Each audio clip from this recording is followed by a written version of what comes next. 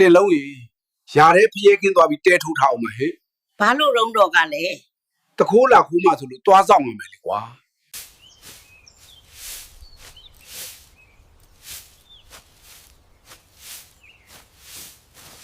ဝါရွက်တွေတရှဲရှဲမြည်နေတဲ့အတန်ကตาရလိုက်တာ ဟုတ်တယ်စိတ်ကိုအေးချမ်းစေတယ် အဖိုးကြီးတတိထားခုံနော်ဝါကပြက်ပြီးခြေထောက်စီပြေးလာတတ်တယ် အေးပါကွာဟူးတဲထိုးဖို့ဝါးတွေတော်လောက်ဝေါ်ပေါ့တင်လုံးကြီး ဟာနေတိတ်မပူခင်ဒီဝါတွေကိုတဲပြီးတဲဆောက်ဖို့လုပ်အောင်မယ် အေးပါကွာအေးပါ ဟူး တော်တော်လေးတာပဲ ဟုတ်ပါမပြီးနိုင်တော့ဘူး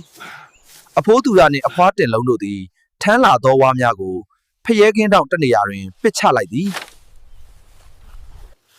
အခုမှပေါ့သွားတယ်ဟေးတင်လုံးကြီး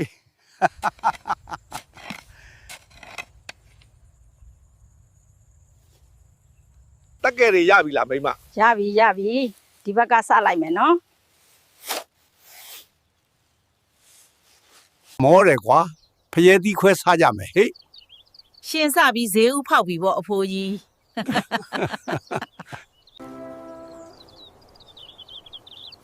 ကိုစိုက်တာလေးတော့ကိုစားအုပ်မတင်လုံးရခွဲစားရအောင်ဒါပဲ ဖျဲသီးနဲ့ကရှယ်ပဲ အရန်ချိုတာပဲဟုတ်တယ်စားလို့ကောင်းလိုက်တာ စားကြပါဦးငါမြေတို့อืม ငါမြေတို့အဖိုးနဲ့အဖွားတို့ဇလန်းလေးကိုဆက်လက်အားပေးကြပါအောင်နော် ကျေးဇူးတင်ပါတယ်ကွယ်